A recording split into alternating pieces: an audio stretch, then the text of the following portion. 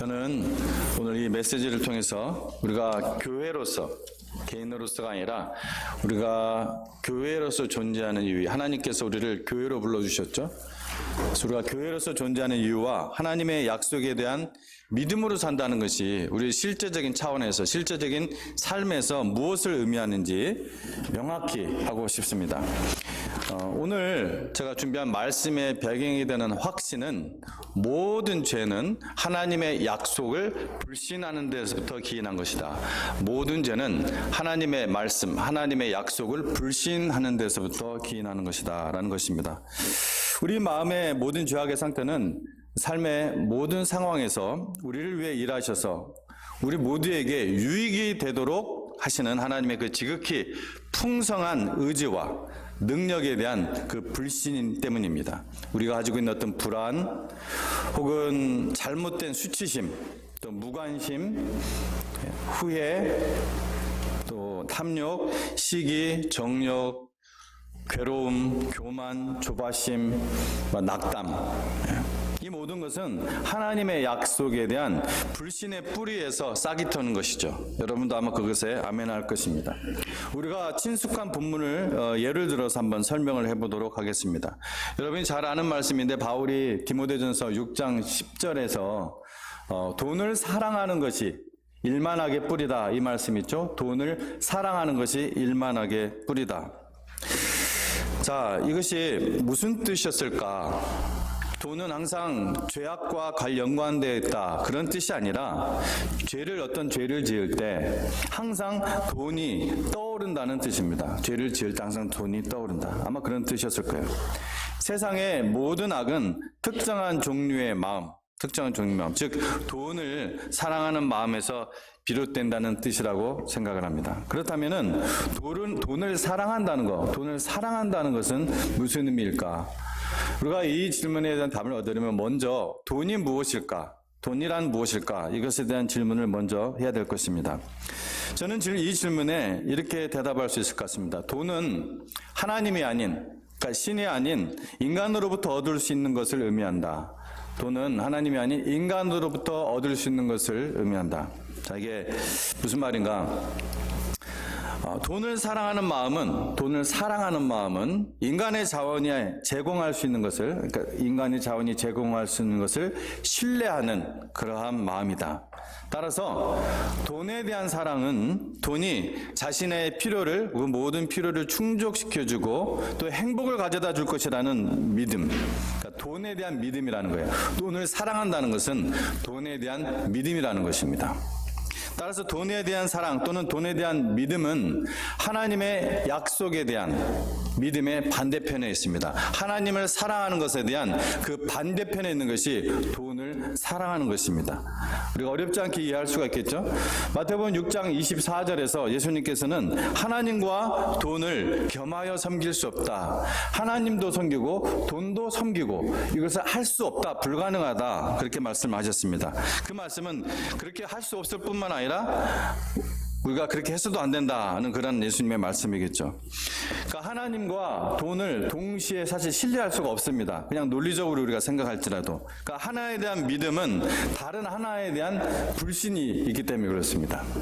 돈을 사랑하는 마음, 즉 그 말이 무슨 말이라고 했어요? 돈을 믿는 마음이라고 했죠.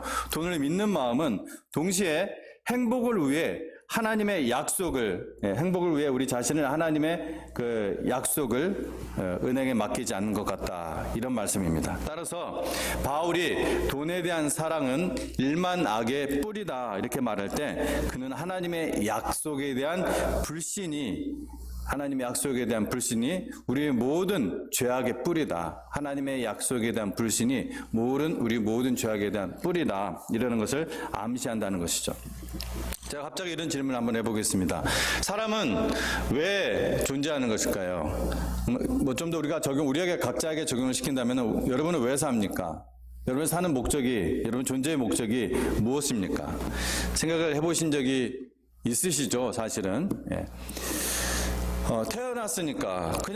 내가 태어났으니까 산다. 태어났으니까 이왕이면 많이 보고, 많이 먹고, 많은 건 누리고, 많이 마시고, 많이 가지고, 그런 것 위해서 여러분 사시나요? 여러분 좀 진지하게 그것에 대해서 생각을 해보셨습니까? 그런데 여러분 그런 방식으로 얼마나 살 수 있습니까? 얼마나 살 수 있어요? 오래 못 삽니다. 그렇죠? 결국은 늙어서, 죄송합니다. 결국은 우린 다 어린아이부터 누구나 다 늙어서 죽습니다. 다. 아무리 오래 살아도, 아무리 건강하게 살아도 다 늙어서 죽습니다. 그래서 우리가 영원한 우리 아버지 하나님 없는 인생, 내가 돌아갈 영원한 본향이 없는 인생은 정말 허무합니다. 그래서 허무해요.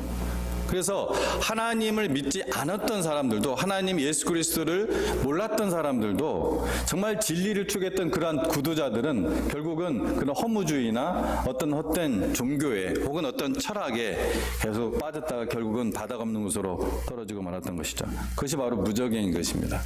그래서 불신자들은, 하나님을 모르는 사람들은 안타깝게도 열심히 살아서, 혹은 그 반대로 마음대로 그냥 막 살아서 그걸 통해 행복이나 어떤 쾌락을 추구하고, 나이가 들면 이제 어떻게든지 내가 좀 건강하게 살기 위해서 뭘 안 먹고 또 뭘 먹고 또 막 운동도 열심히 하고 오래 살아보려고, 건강하게 오래 살아보려고 아둥바둥 애를 써보지만 결국은 최후 심판의 길을 향하여 늙어가고 죽어가고 있는 것입니다.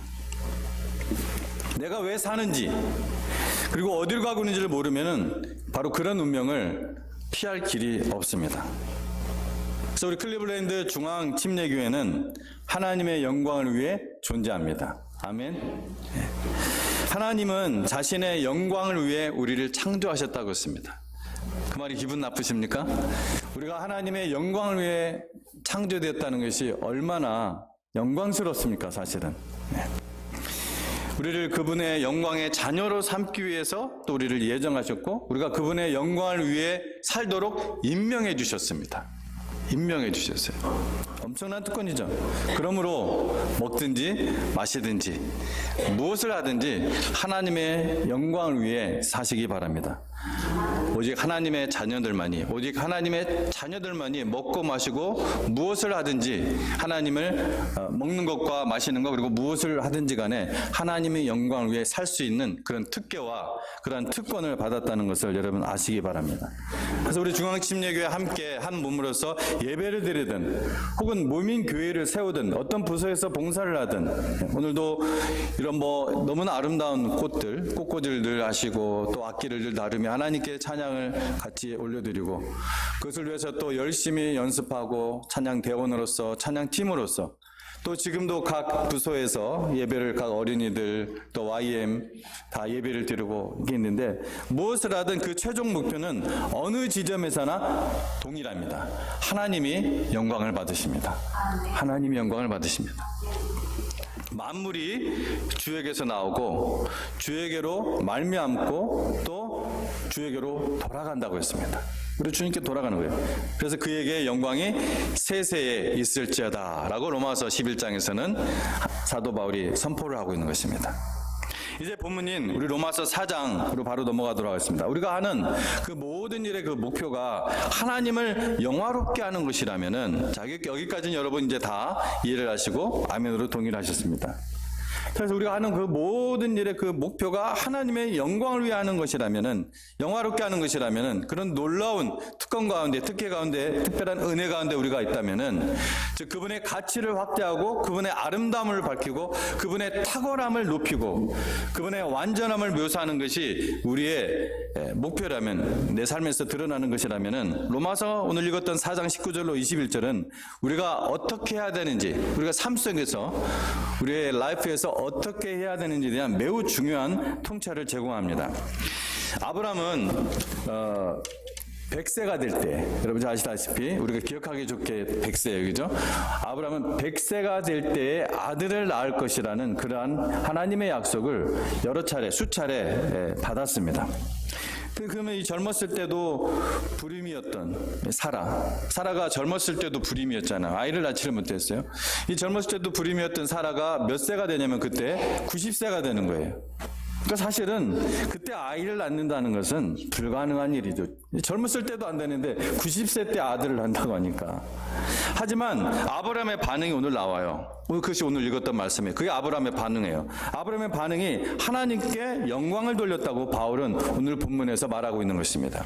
그가 100세나 되어 자기 몸이 죽은 것 같고 사라의 태가 죽은 것 같음을 알고도 믿음이 약하여지지 아니하고 믿음이 없어 하나님의 약속을 의심하지 않고 믿음으로 견고하여져서 하나님께 영광을 돌리며 약속하신 것을 또한 능히 이루실 줄을 확신하였으니, 이렇게 얘기하고 있습니다.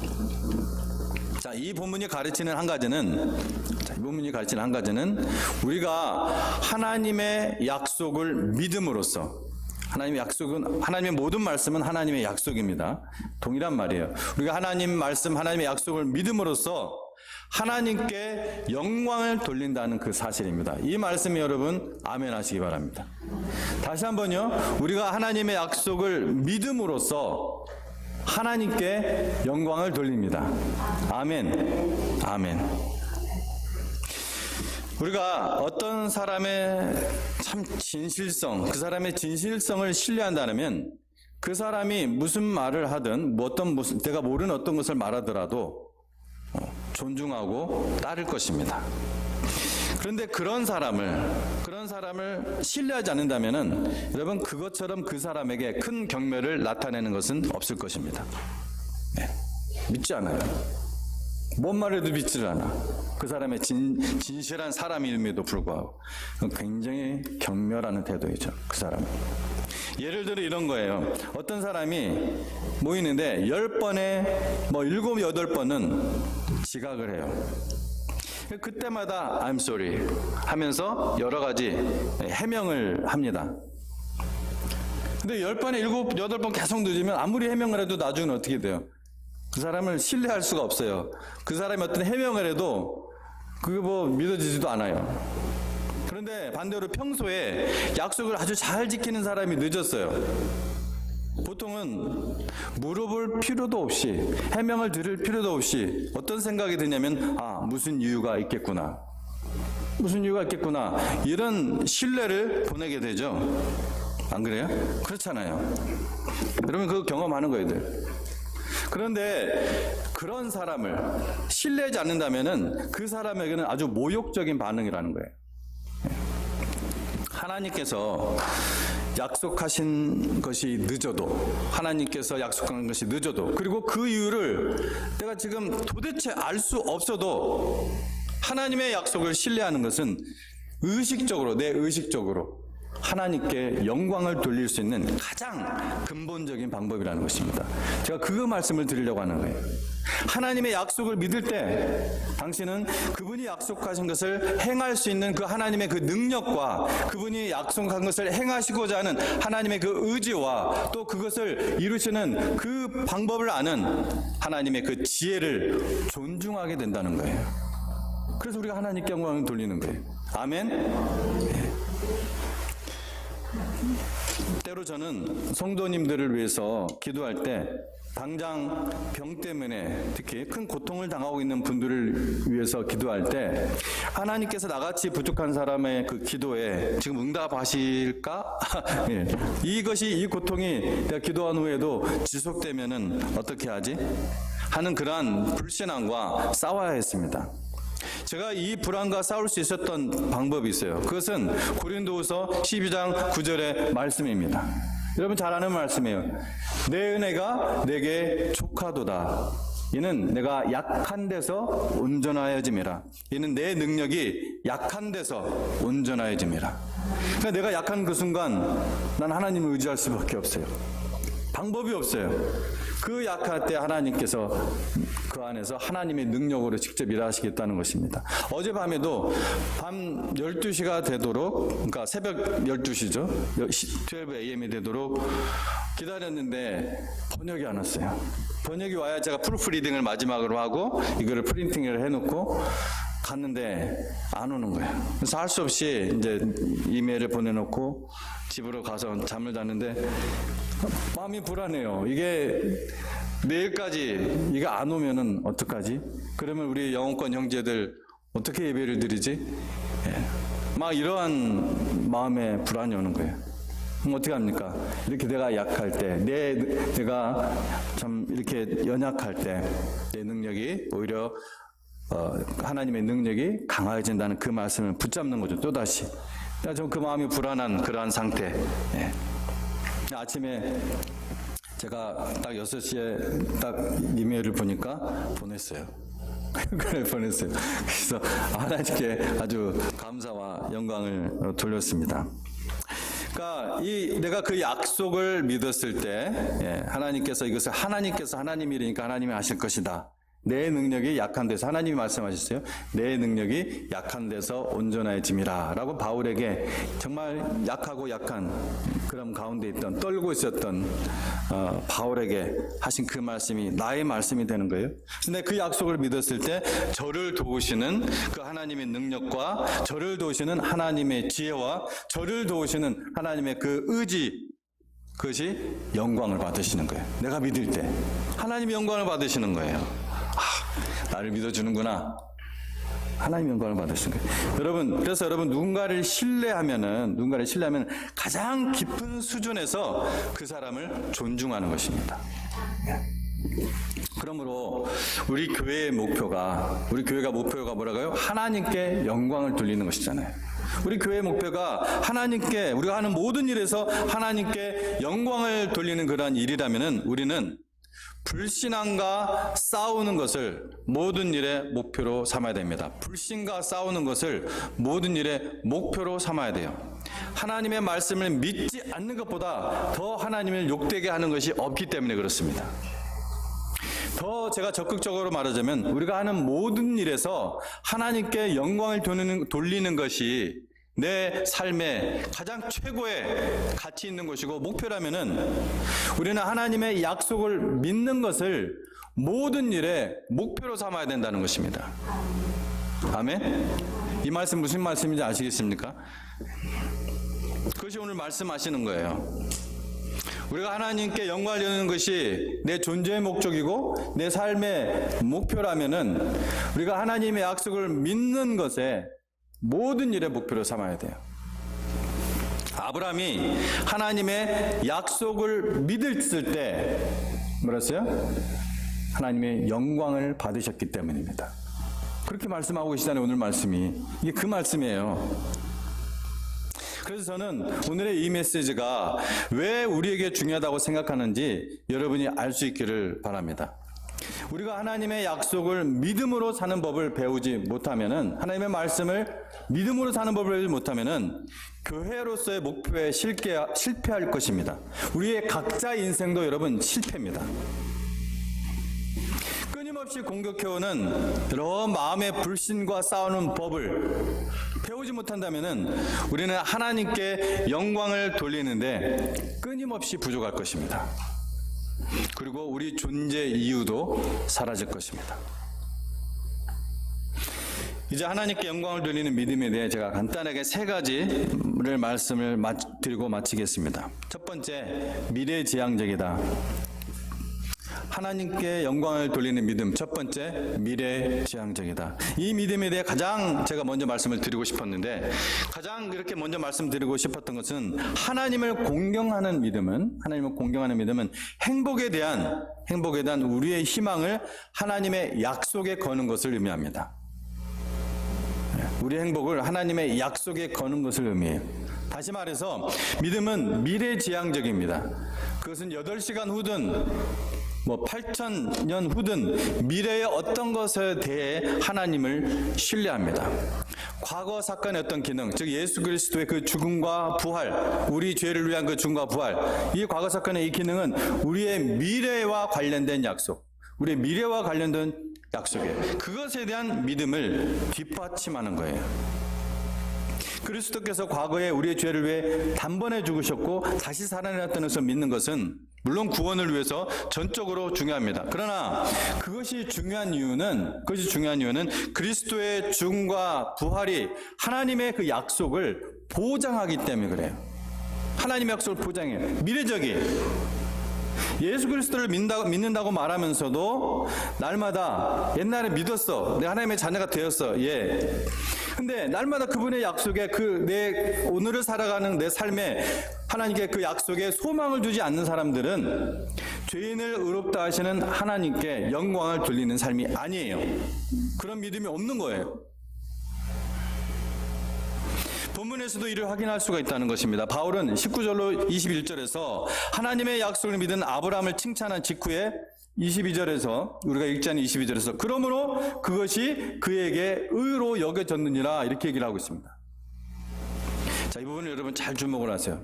여러분이 생각하는 것 조금 다를 수가 있습니다. 자, 여러분 먼저 쉬운 대답 본문 한번 해보십시오. 아브라함은 어떻게 하나님 앞에서 의롭다 하심을 받았습니까? 어떻게 하나님께서 이 불완전한 사람을 보시고 의롭다고 여기셨다고요? 제가 답을 이미 얘기했어요. 그가 하나님의 약속을 믿었기 때문에 아브라함이 하나님의 약속을 믿음으로 말미암아 의롭다함을 받았어요. 미래지향적인 믿음이 의롭다 하심을 받은 것입니다. 자, 이게 무슨 말인지 말이 좀 어려울 수 있지만 뒤로 가면 알 수가 있어요. 자, 우리가 적용하면서 우리가 이것을 알아보도록 하겠습니다. 적용하는 23절과 24절, 읽지 않았던 23절과 24절이에요. 그에게 의로 여겨졌다 기록된 것은, 그에게라는 것은 아브라함이죠. 의로 여겨졌다 기록된 것은 아브라함만 위한 것이 아니요 의로 여기심을 받을 우리도 위함이니 곧 예수 우리 주를 죽은 자 가운데서 살리신 이를 믿는 자니라. 자, 잘 보세요.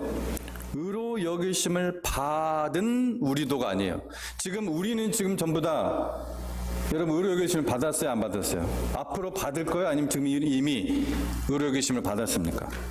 이미 받은 거예요. 사도 바울은 지금 우리 할 때 사도 바울까지 포함을 시키고 있는 거예요.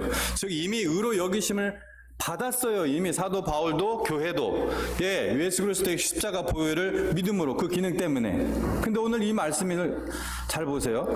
미래형을 쓰고 있어요.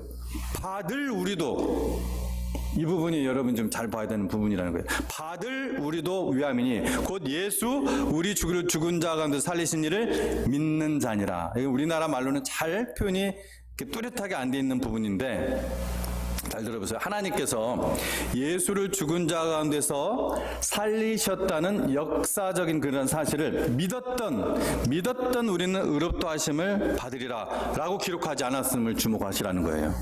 그렇게 기록되지 않았다는 것을 주목하시라는 거예요. 그보다 더 중요한 것은 우리가 하나님을 뒤에 믿는 자니라 했을 때 그 믿는 자니라, 우리가 하나님을 믿으면 이게 헬라어로는 현재 분사형이에요. 현재 분사형. 근데 이게 의롭다고 그렇게 믿으면 의롭다고 인정을 받은 것이 아니라 받을 것이라는 말씀이에요.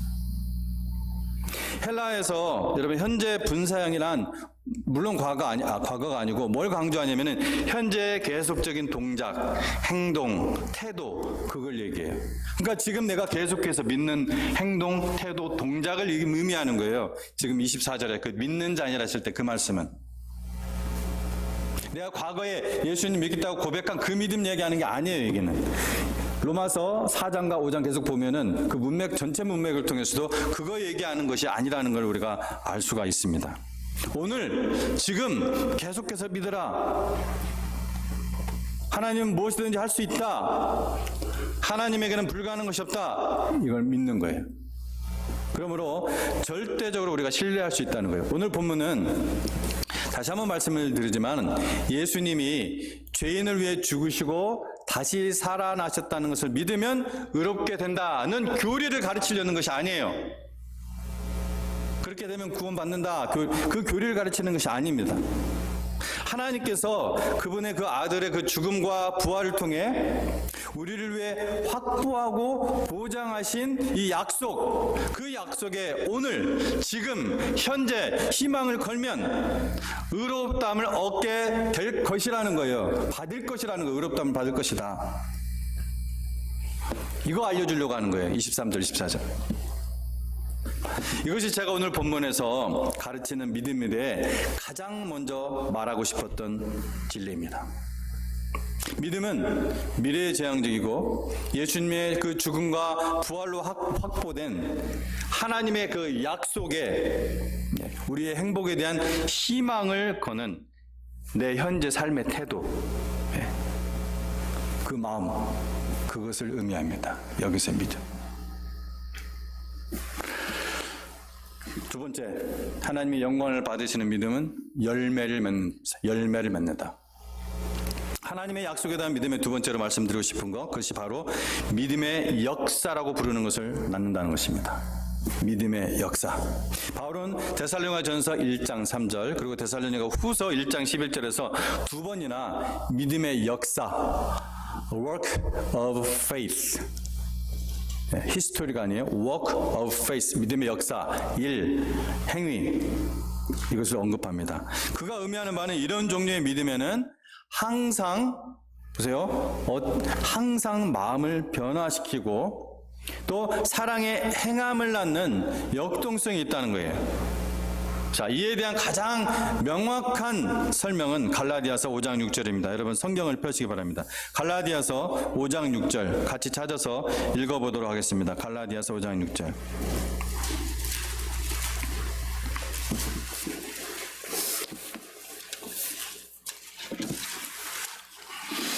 갈라디아서 5장 6절. 제가 오래 기다릴 수는 없고요.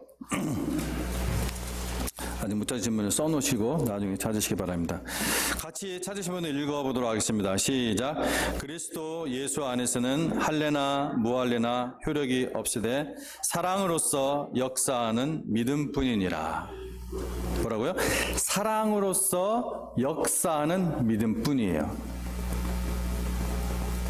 Faith working through love. 사랑으로서 일하는, 역사하는, 지금 역사하는 믿음뿐이다.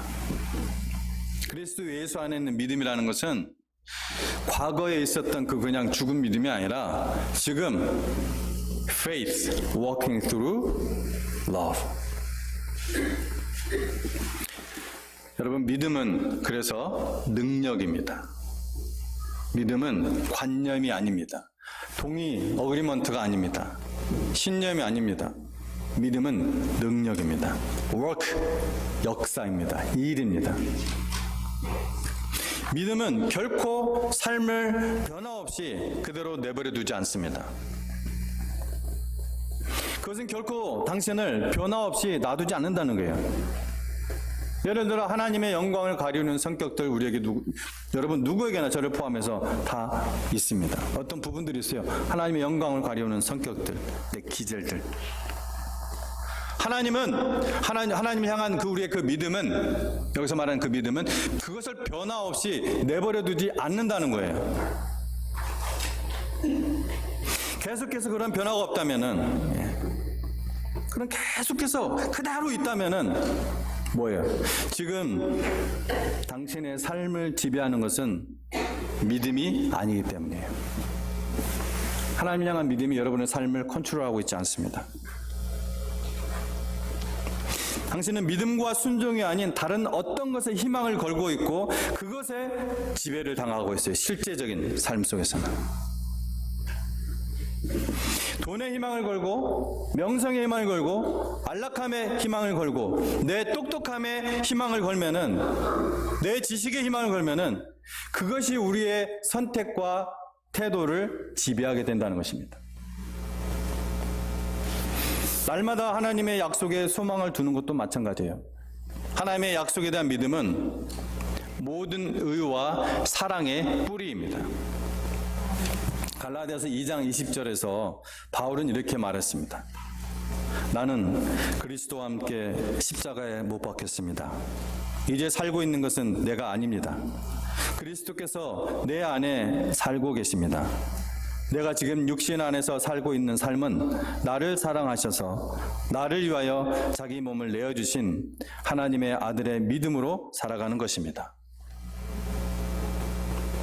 이것이 저와 여러분의 믿음인 것입니다. 역사하는 믿음인 것입니다. 바울은 매일매일 지금 즉 오늘의 믿음으로 살았습니다. 예수님은 자신을 위해 죽으실 만큼 바울을 사랑하셨고 이제 바울은 그분을 신뢰하고 믿으며 바로 그 하나님의 자신을 돌보시고 모든 필요를 채우실 것을 알았다라고 빌립보서 1장 19절에서 얘기하고 있죠. 내가 빈궁에 처할 줄도 알고 그래서 그렇기 때문에 빈궁에 처할 줄도 알고 풍부에 처할 줄도 아는 거예요. 얼마나 많은 죽음을 3번이나 죽을 뻔했잖아요. 그 바울이 우리에게 얘기하는 거예요. 감옥에서. 하나님의 약속과 예수님의 임재에 여러분의 삶에 하나님이 임재하심에 희망을 걸면은 삶이 달라집니다. 삶이 달라져요. 즉 변화됩니다. 열매가 맺어집니다. 열매가. 살아있는 것에는 열매가 있습니다. 여러분이 저처럼 굳이 텃밭을 안 하셔도 너무나 잘 아는 상식입니다. 믿음은 반드시 우리의 삶에서 열매를 맺습니다. 하나님의 약속에 대한 믿음은 죽고 열매 없는 것이 아니에요. 참된 행복을 위해 무엇을 믿느냐가 우리의 삶을 좌우합니다. 마지막 세 번째로 하나님께 영광을 누리는 믿음. 무엇이냐? 매일의 전투. 매일의 전투.